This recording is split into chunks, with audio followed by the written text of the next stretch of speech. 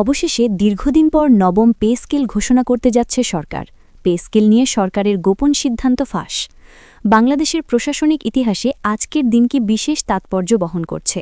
দীর্ঘ প্রতীক্ষার অবসান ঘটিয়ে অবশেষে নবম জাতীয় বেতন স্কেল প্রণয়নের চূড়ান্ত কাজ সম্পন্ন হয়েছে। আজ বিকেল ৩:৪৫ রাজধানীর মন্ত্রিপরিষদ বিভাগের সম্মেলন কক্ষে পে কমিশনের ঐতিহাসিক সভা সমাপ্ত হয়।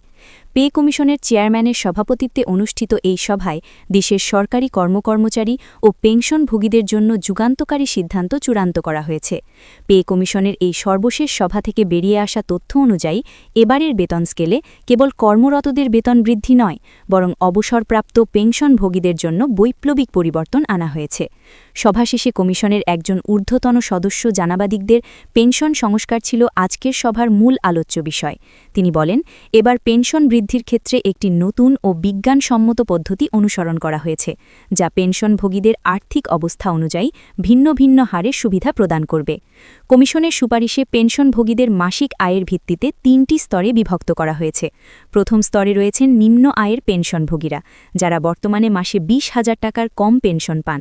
এই শ্রেণীর পেনশনভোগীদের জন্য পেনশন শতভাগ অর্থাৎ দ্বিগুণ করার প্রস্তাব করা হয়েছে। অর্থাৎ যিনি বর্তমানে ৮,০০০ টাকা পেনশন পান, তিনি নতুন স্কেলে পাবেন ১৬,০০০ টাকা। যিনি ১২,০০০ টাকা পান, তিনি পাবেন ২৪,০০০ টাকা। এই সিদ্ধান্ত নিম্ন আয়ের অবসরপ্রাপ্তদের জীবনে এক বিরাট পরিবর্তন আনবে বলে মনে করা হচ্ছে, কারণ মূল্যস্ফীতি ও জীবনযাত্রার ব্যয় বৃদ্ধির এই সময়ে তাদের সীমিত পেনশন দিয়ে সংসার চালানো প্রায় অসম্ভব হয়ে পড়েছিল। দ্বিতীয় স্তরে রয়েছেন মধ্যম আয়ের পেনশনভোগীরা, যারা মাসিক ২৫,০০০ থেকে ৪০,০০০ টাকার মধ্যে পেনশন পান।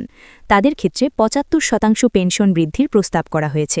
অর্থাৎ যিনি ২৫,০০০ টাকা পান, তিনি পাবেন ৪৩,৭৫০ টাকা, আর যিনি ৩৫,০০০ টাকা পান, তার পেনশন হবে ৬১,২৫০ টাকা। এই বৃদ্ধি মধ্যবিত্ত পেনশনভোগীদের জীবনযাত্রার মান রক্ষায় গুরুত্বপূর্ণ ভূমিকা পালন করবে। তৃতীয় স্তরে রয়েছেন উচ্চ আয়ের পেনশনভোগীরা, যারা মাসিক ৪০,০০০ টাকার বেশি পেনশন পান। তাদের জন্য ৫৫% বৃদ্ধির প্রস্তাব করা হয়েছে। উদাহরণস্বরূপ ৫০,০০০ টাকা পেনশন পেলে তা বেড়ে হবে ৭৭,৫০০ টাকা, আর ৭০,০০০ টাকা পেলে তা হবে ১,০৮,৫০০ টাকা। এই স্তরভিত্তিক বৃদ্ধির নীতি মূলত সামাজিক ন্যায়বিচার নিশ্চিত করার একটি বড় পদক্ষেপ হিসেবে দেখা হচ্ছে। পেনশন বৃদ্ধির পাশাপাশি চিকিৎসা ভাতা বৃদ্ধি কমিশনের আরেকটি গুরুত্বপূর্ণ সুপারিশ। ৭৫ বছর বা তার বেশি বয়সী পেনশনভোগীদের জন্য মাসিক চিকিৎসা ভাতা ১০,০০০ টাকা নির্ধারণের প্রস্তাব করা হয়েছে। অন্যদিকে ৫৫ বছরের কম বা পারিবারিক পেনশনভোগীদের জন্য ৫,০০০ টাকা চিকিৎসা ভাতা নির্ধারণ করা হয়েছে।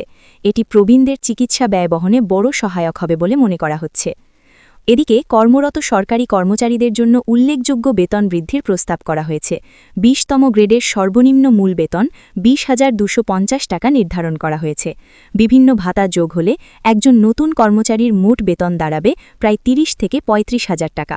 উচ্চতর গ্রেডেও সমানুপাতিক হারে বেতন বৃদ্ধি করা হয়েছে। সচিব পর্যায়ে বেতন ১,০০,০০০ টাকা বা তার বেশি নির্ধারণের প্রস্তাব রয়েছে। পে কমিশনের এই সুপারিশমালা প্রস্তুত করতে দীর্ঘ সময় গবেষণা, পর্যালোচনা ও মতামত গ্রহণ করা হয়েছে। অর্থনৈতিক বাস্তবতা, রাজস্ব আয় ও মূল্যস্ফীতির বিষয়গুলো বিবেচনায় রেখেই এই প্রস্তাব তৈরি করা হয়েছে। এখন এই সুপারিশ সরকারের চূড়ান্ত অনুমোদনের অপেক্ষায় রয়েছে। অনুমোদন পেলে গ্যাজেট প্রকাশের মাধ্যমে এটি কার্যকর করা হবে। সম্ভাবনা রয়েছে আগামী কয়েক সপ্তাহের মধ্যেই মন্ত্রিসভায় বিষয়টি উপস্থাপন করা হবে, আর সবকিছু ঠিক থাকলে খুব শীঘ্রই নতুন বেতন স্কেল কার্যকর হতে পারে।